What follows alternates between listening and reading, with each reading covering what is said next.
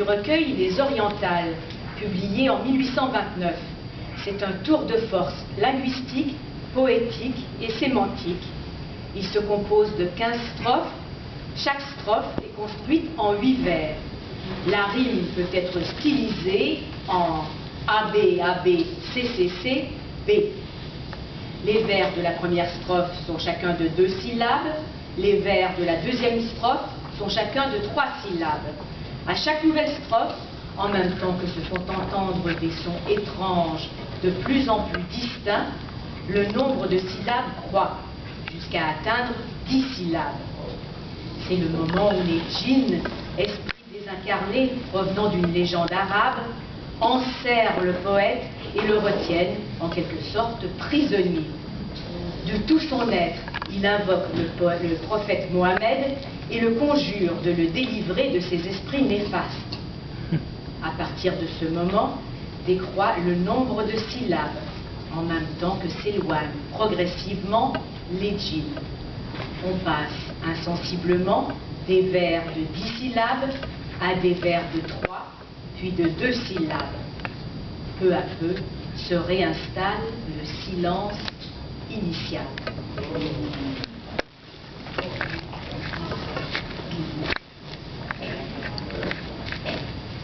Murs, villes et ports, asile de mort.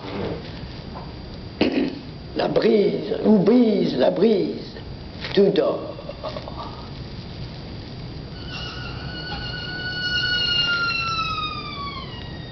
Dans la plaine naît un bruit, c'est l'haleine de la nuit.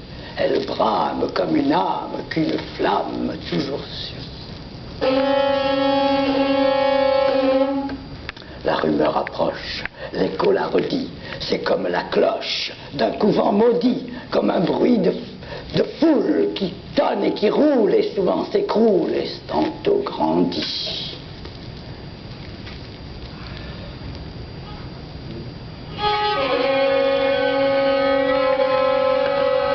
Dieu, la voix sépulcrale des djinns.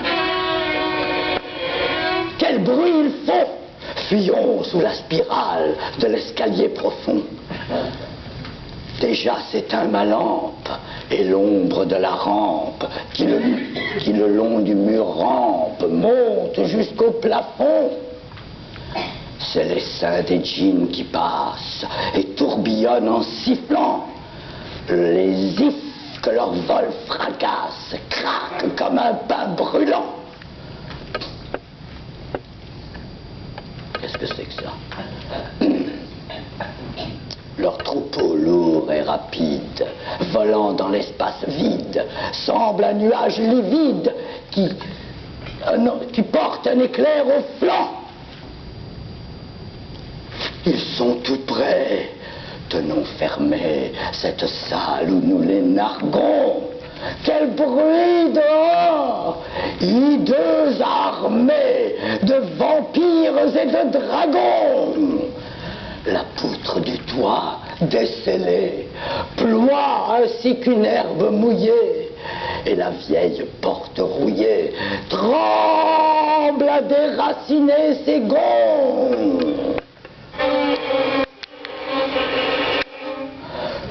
Cri de l'enfer, voix qui hurle et qui pleure, l'horrible essaim poussé par l'aquilon, sans doute au ciel, s'abat sur ma demeure. Le mur fléchit sous le noir bataillon.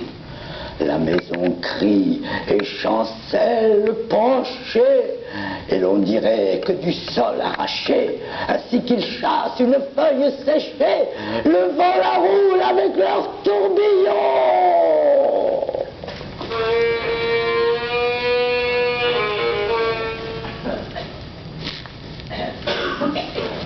Prophète, si ta main me sauve de ces impurs démons des soirs, j'irai prosterner mon front chauve devant tes sacrés encensoirs. Fais que sur ces portes fidèles meure leur souffle d'étincelles, et qu'en vain l'ongle de leurs ailes grince et crie à ces vitraux noirs.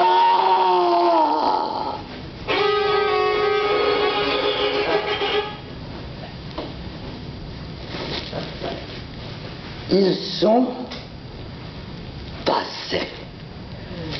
Leur cohorte s'envole et fuit. Et leurs pieds cessent de battre ma porte de leurs coups multipliés.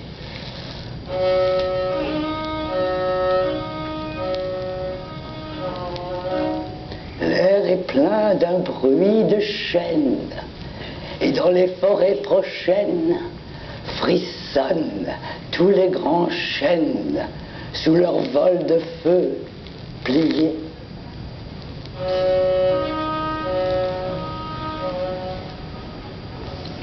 De leurs ailes lointaines, le battement des croix, si confus dans les plaines, si faible que l'on croit ouïr la sauterelle, crier d'une voix grêle, ou pétiller la grêle sur le plomb d'un vieux toit.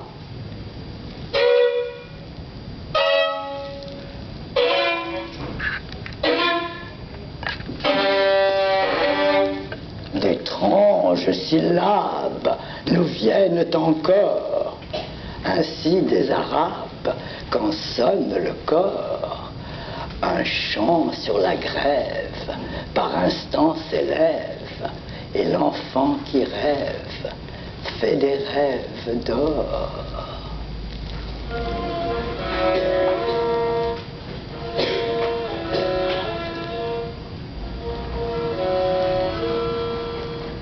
Les djinns funèbres, fils du trépas, dans les ténèbres, pressent leurs pas. Leur essaim gronde, ainsi profonde, murmure une onde qu'on ne voit pas.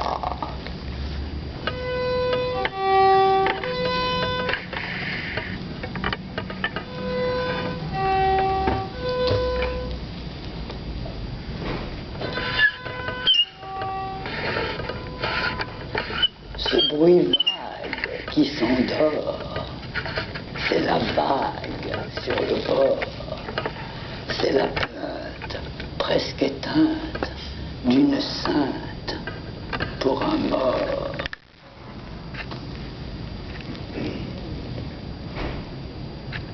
On doute la nuit, j'écoute, tout fuit, tout passe, l'espace efface le bruit.